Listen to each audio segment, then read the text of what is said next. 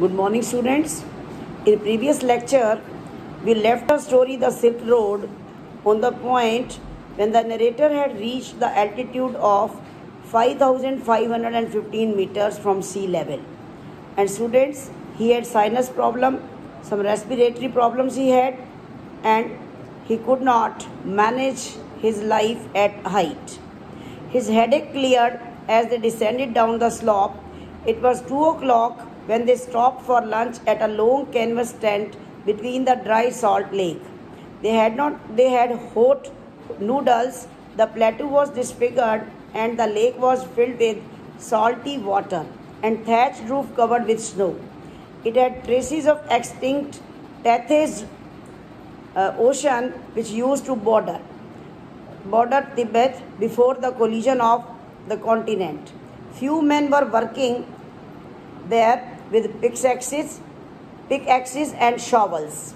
They were wearing sunglasses to minimize the glare coming from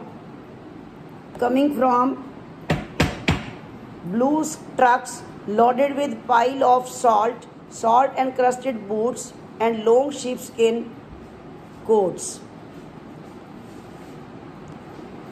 By the late afternoon, they reached Hor town and back to the east-west highway, which was an old route from Lhasa to Kashmir. Daniel found a ride as he was on his way back to Lhasa.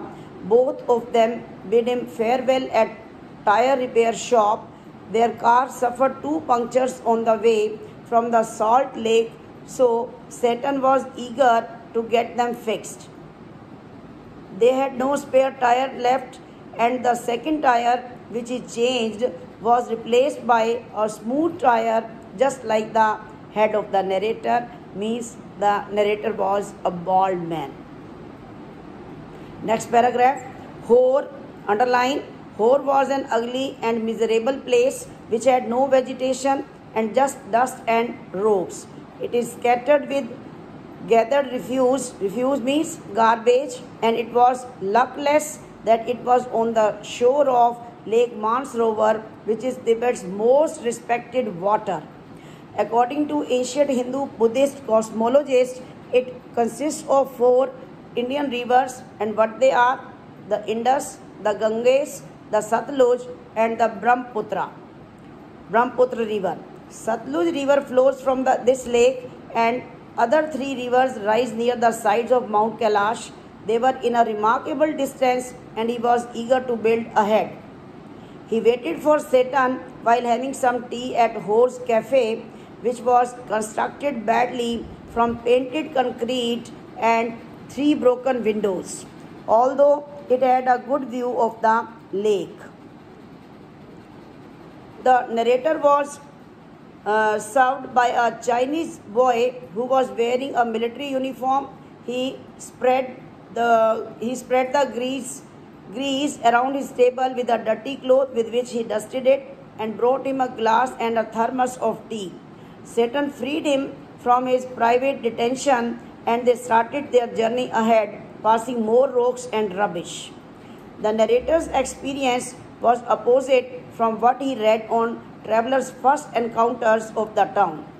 Akai Kawaguchi was a Japanese monk who arrived in the town in 1900. He was so moved with the purity of the lake that he cried.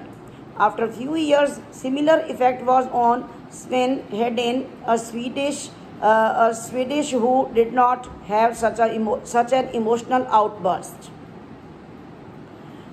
When they resumed, they restarted their journey from Hor.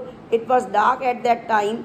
After 10:30 p.m., they decided to stay in a guest house in Darchan, which turned out to be a difficult night for him.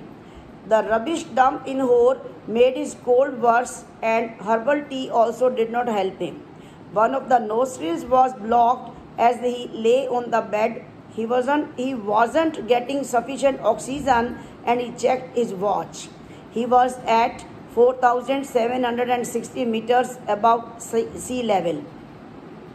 The height was not more than Ravu, but he would be out of breath several times a night. He was so familiar to these nighttime disturbances and he was scared this time. He started breathing from his mouth.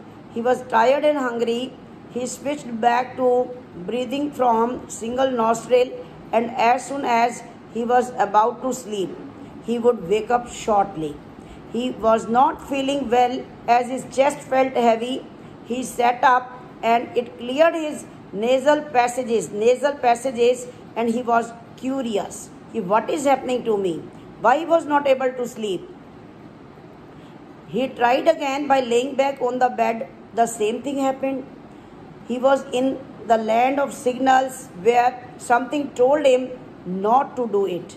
He was not able to go to sleep this time. When he was sitting up, it made him feel better as he could breathe properly and his chest felt right. A little bit light also. The opposite happened as soon as he laid down. When he tried to sleep down, the same thing was happening again and again. He was not able to breathe. He held himself up against the wall, but he was not able to relax. He was afraid to sleep now. A voice inside him told him that he might die if he would try to sleep, so he stayed awake all night. Satan took him to Darchan Medical College the next morning. It was new and looked like a monastery with a door which led to a large courtyard. They went to a dark and cold consulting room filled by a Tibetan doctor who wore nothing kind if random articles which he expected. He was wearing a thick pullover and woolly hat. He asked him a few questions while feeling his veins. He felt his pulse. He told the driver that it is cold and he had an effect due to cold and altitude change. He gave him some medicine and reassured him that he will be able to do the Kora soon. The Tibetan doctor gave him a 5-day course. He came out with a brown envelope which had 15 screws of paper. After having breakfast, he opened the after breakfast package which had a brown powder which he had to take with hot water. It tasted like cinnamon, a type of spice, and the lunchtime and bedtime packages were nearly the same. They looked like sheep dung. Both had small spherical brown packages. After taking the full day medicine, he slept peacefully that night. Satan left him in Darchan. When he came to know that he is going to be fine, he told him as a Buddhist that if he had passed away, if he dies there, it would not matter, but it would be bad for business. Next day, Darchan was not looking so bad. It was dusty, partially ruined, and had loads of rubble and refuse everywhere. The brightly shining sun in the blue sky gave him the vision of Himalayas or Gurla Mandhata. He was able to see a little bit with clouds suspended over it. Okay, we'll continue rest of the story in next lecture. Thank you.